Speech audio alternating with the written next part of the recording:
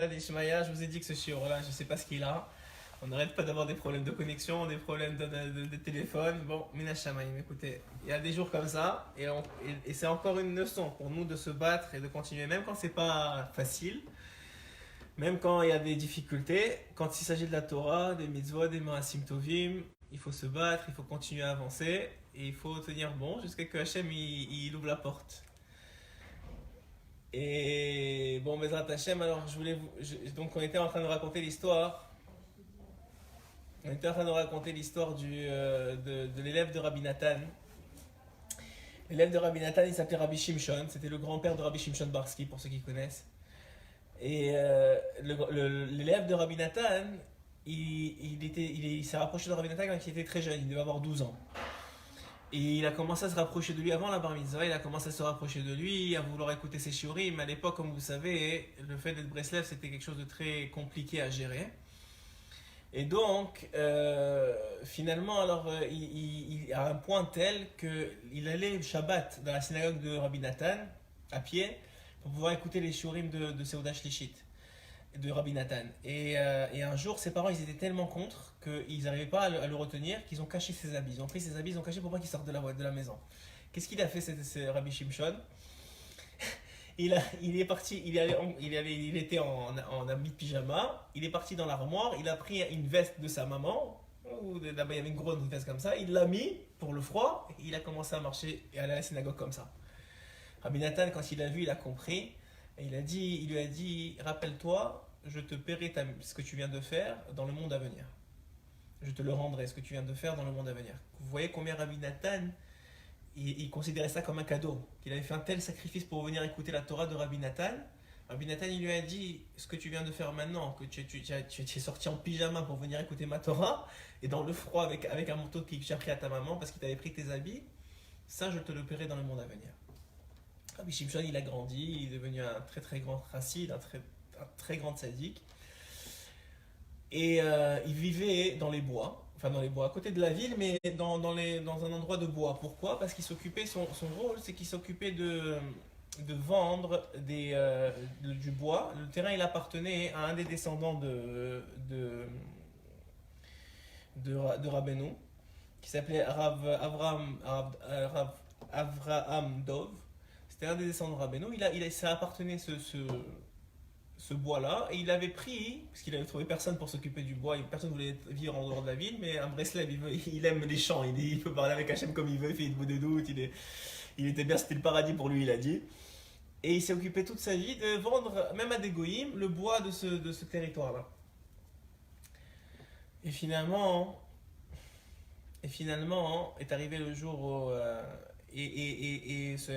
le propriétaire de ce bois-là, il avait dit à Rabbi Shimshon, si tu as besoin d'argent qui est mal pris pour quoi que ce soit, pas de problème, tu as juste à prendre dans la caisse de la compagnie, enfin de ce que tu vends, et tu les rends quand tu peux, il n'y a pas de problème, moi je te fais confiance. Et il est arrivé qu'il avait besoin de marier sa fille. Et donc il avait pris de l'argent de la caisse, comme il avait eu l'autorisation, pour pouvoir marier sa fille correctement. Mais le problème, il est que il était mort avant de rendre l'argent. Il est parti de ce monde quelques semaines après, avant de rendre l'argent. Quand il est monté en haut, tout de suite il est venu dans le rêve de Rabbi Avraham Dov, le propriétaire. Il lui a dit, j'ai une faveur à te demander. Il lui dit, pourquoi tu viens me voir comme ça dans mon rêve? Il dit, j'ai une faveur à te demander. En haut, on ne me laisse pas rentrer chez Rabbeinu parce que je te dois de l'argent. Est-ce que tu peux soit me mochel, soit annuler la dette, soit tu débrouilles avec les affaires qui me restent. Il dit non, ne t'inquiète pas, j'annule la dette, n'a pas de problème, c'est comme s'il n'avait jamais existé, tu n'as jamais rien pris. Il lui dit, mais maintenant que tu es venu me voir, fais-moi une faveur, dis-moi comment c'est en haut. Il lui a dit, la première âme que j'ai vue en arrivant, c'était l'âme de Rabbi Nathan.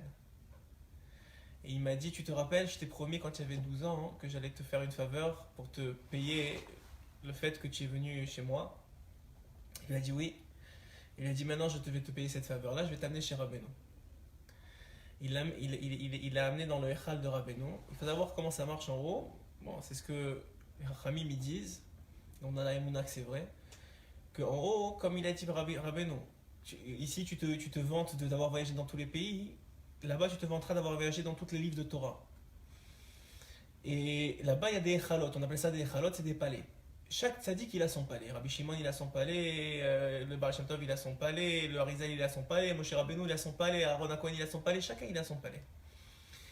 Et en fonction de différents critères, en particulier si tu as étudié ou pas la Torah de ces tzaddikim-là en bas, et d'autres critères aussi, tu as le droit de rentrer dans ces palais-là pour pouvoir profiter de la lumière de ces palais et de tout ça.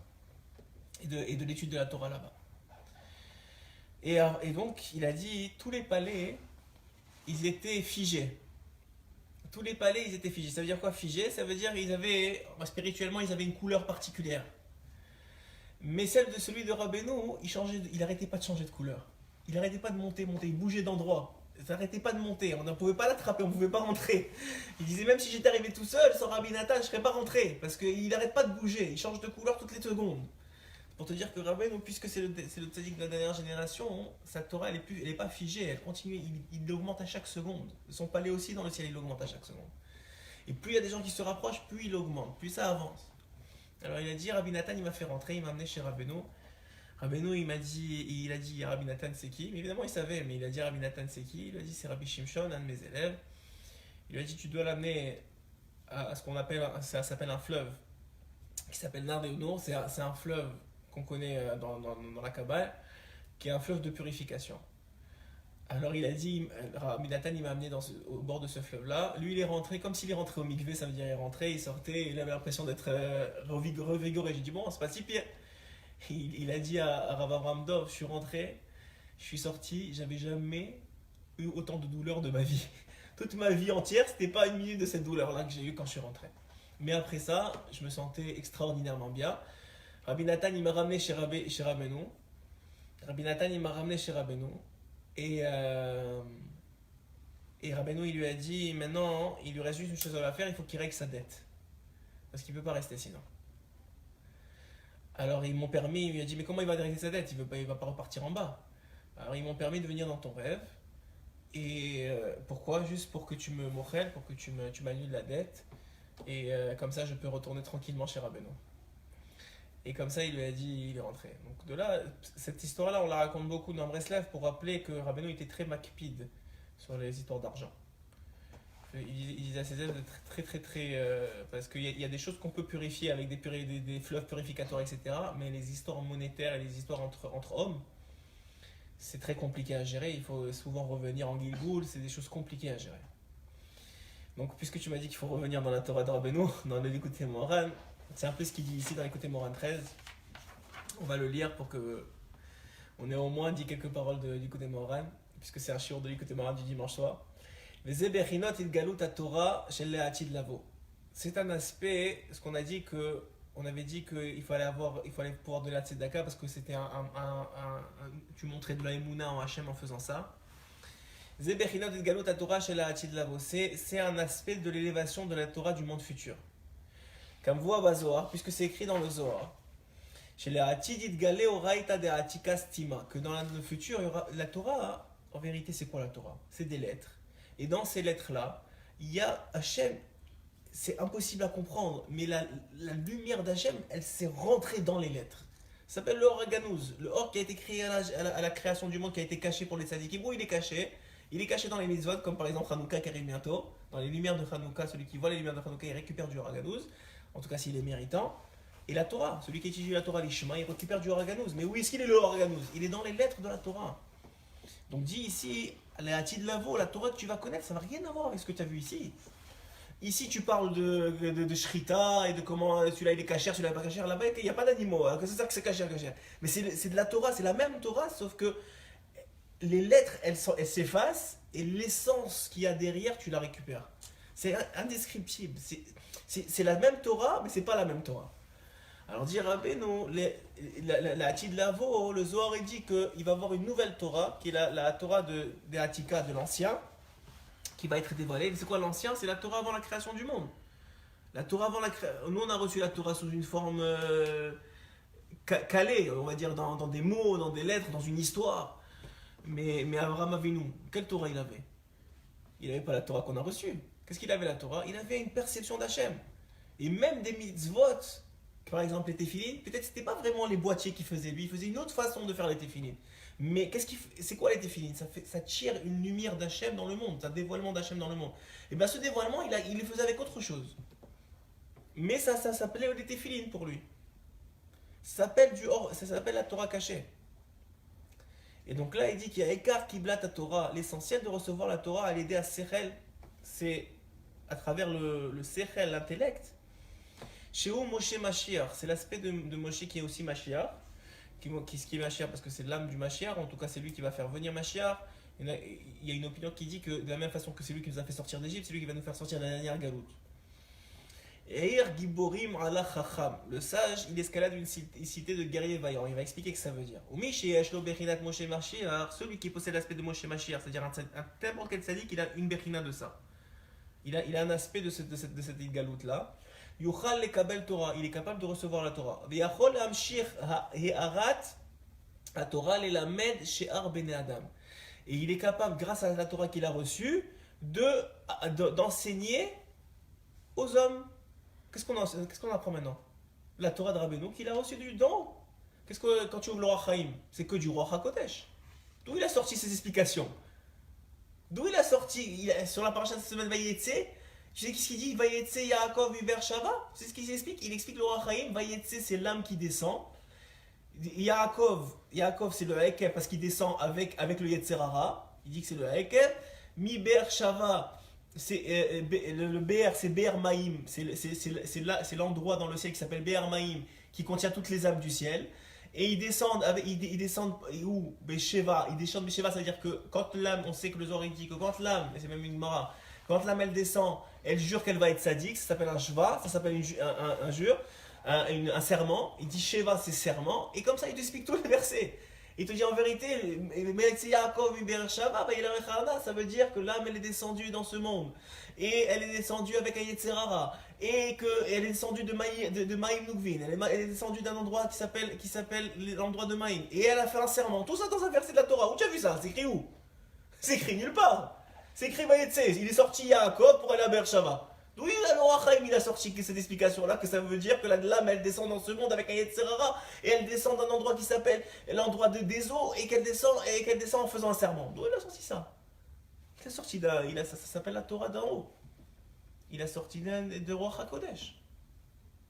Mais comment et alors maintenant que lui, grâce à sa Torah, grâce à sa tzidkout, grâce à sa émouna, grâce au fait que c'est un vrai tzaddik, vous savez, il y a deux niveaux. Il y a le niveau, le Rambam il le rapporte. Et le Rabbeinu Bechaye aussi, il en parle. Il y a deux niveaux. Il y a le niveau de Adam, et il y a le niveau qui est au-dessus de celui de Adam, qui s'appelle celui de Tzadik, qui s'appelle celui de Yehudi en vérité. Un juif, il doit être au niveau de Kadosh. Hachem, il dit, vous devez être Kadosh parce que je suis Kadosh. C'est quoi ce niveau de Kadosh? Rabbeinu Bechaye, il dit quelque chose d'extraordinaire.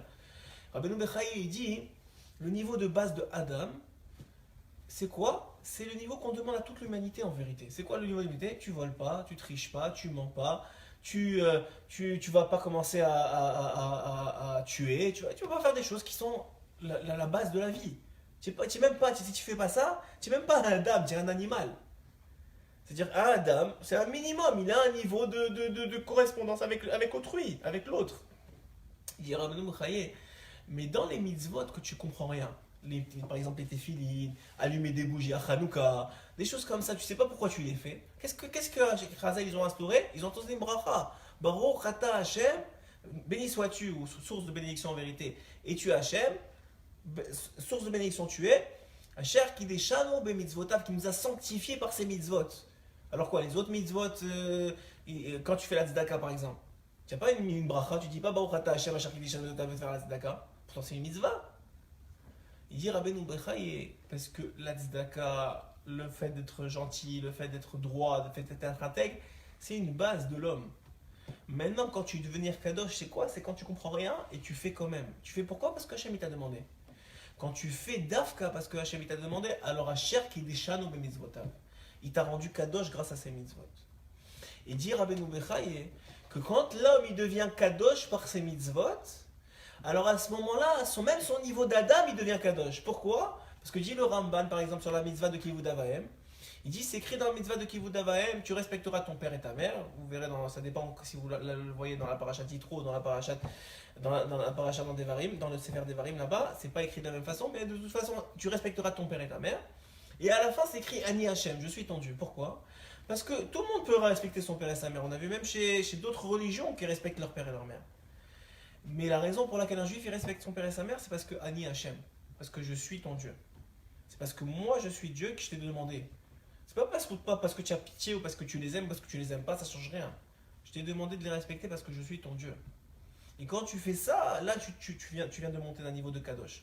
Parce que c'est Béhémet, si Abraham s'il n'était pas juif, même s'il n'était pas encore juif, mais c'est-à-dire si c'était pas le père de la judaïsme, alors quand Hachem lui a dit tue ton fils, il aurait dû lui dire mais attends, on tue pas, c'est pas bien de tuer.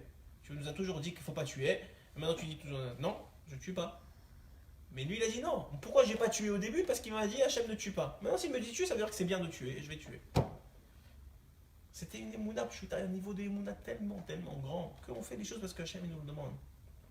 Alors en vérité, on remarque que Béhémet, sauf, la Gdusha, elle vient de ça, elle vient d'annuler son sechel, d'annuler son esprit en faveur de la émouna qu'on a en faire les mitzvot pour Hachem. Et celui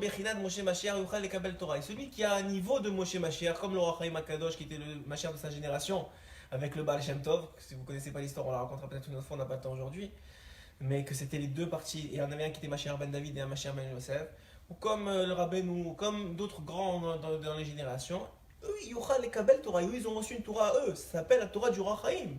C'est pour ça qu'il a un endroit dans le ciel qui s'appelle le Echal du Roi Chaim Akadosh, parce que là-bas, il y a une Torah qui n'est pas comme les autres Torotes. C'est un aspect, une vision de la Torah qu'il a dévoilée dans ses livres et qui, bien sûr, est encore exponentiellement plus grande dans le monde à venir. Et maintenant, il va pouvoir apprendre au Bene Adam grâce à la Torah, au download, comment on dit dans le langage informatique, au téléchargement qu'il a eu de Torah, il peut le répandre maintenant dans le monde.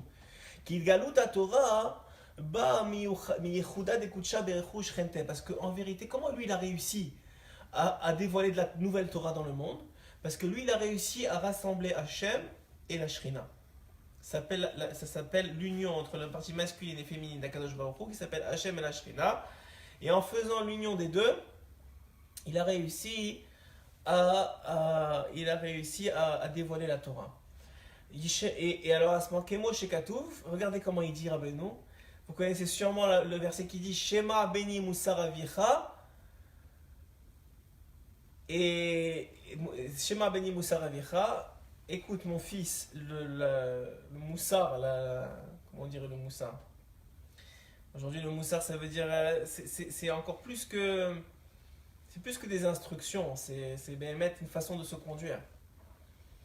Moussard Avicha, et c'est qui dit Avicha? De qui il faut apprendre? De Akadosh Baruch Hu. Ça c'est Avicha. Et il dit, évidemment il y a un pshat pachout, qu'il faut écouter le moussard de ton père, il faut craindre ta mère. Ça c'est un pshat pachout, mais plus haut, Rabbeinu il dévoile que Avicha, le père c'est Hachem, c'est Akadosh Baruch Hu, et la mère c'est la Shrina.